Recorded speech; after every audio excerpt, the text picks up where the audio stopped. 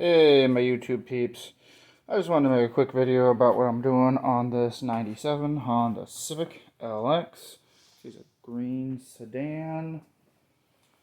And I am trying to deal with an oil leak and consumption problem. And so we are potentially leaking a little bit out of the distributor.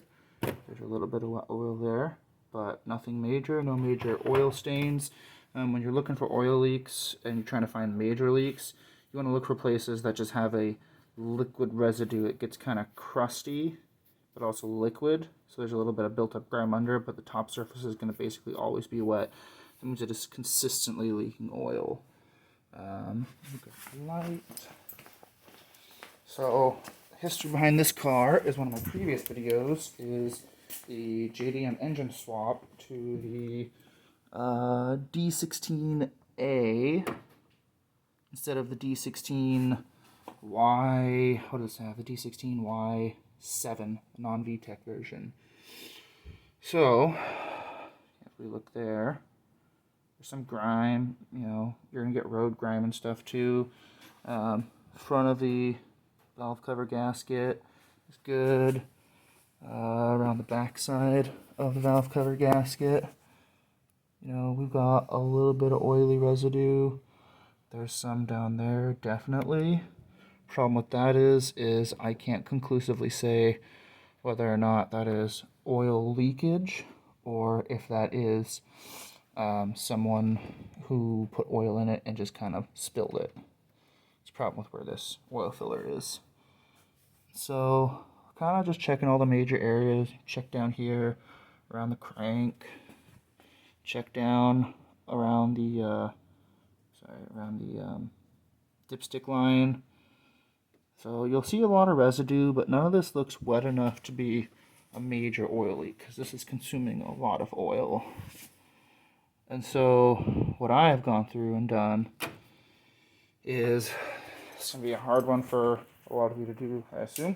I went in, had a suspicion after seeing the spark plugs in this condition. So there is spark plug number 4, number 3, very oily, number 2, very oily, number 1, a little fouled, but good. So that says something to me about inside the combustion chamber, something's going on. So I went and took off the air filter. There's a single 10mm bolt right there. There is a hose clamp around the base of it, 8mm hex socket or a Phillips or flathead screwdriver. And then you've got one sensor here, your temperature sensor. You've got your PCV secondary feed system right here, just a little hose clamp. Undo that little bit, some pliers, pinch that, scoot it back, and then this whole intake box will come off. Your sensor is also clipped back there. So I took that off, and right under this is, you see it, throttle body. While this was off, open up the throttle body, boop, and inside was a nice puddle of oil on the bottom of the intake. Now again, this is the D16Y7 intake. That'll be that's the non-VTEC version. There's also the D16Y5, not the D16Y7. The Y5 is in the LX in this generation and in the DX. Low power engines, non-VTEC, their intakes go down like this, whereas the Y7 and the Y8, the VTEC and VTEC-E versions, have the typical runners up to plenum, big tube back here, and then your throttle body's over here. So in these ones, you can look straight down into the intake, and there's a puddle of oil down there. So I went and I scoped into it to kind of look up through the runners and see what's going on, and the back of the intake valves look very oily. Like, very oily. A little oil residue is fine because you're going to be burning oil vapors, but if there's liquid oil around, that's not good. I also, previous to that, had already taken this header off and replaced it for a different one because of where the O2 sensor was. It's a whole other story. So I could see that these valve stem seals are good.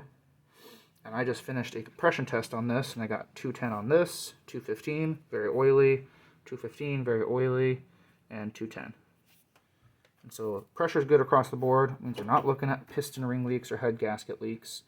And I'm getting oil down in the tubes. It's kind of hard to see here, but there's oil down the very bottom of the tube. You know, these threads are covered in oil. So my suspicion is valve stem seal leaks on at least cylinders 2 and 3. If you don't remember the moniker, it counts from your timing belt over, so cylinder 1, 2, 3, 4.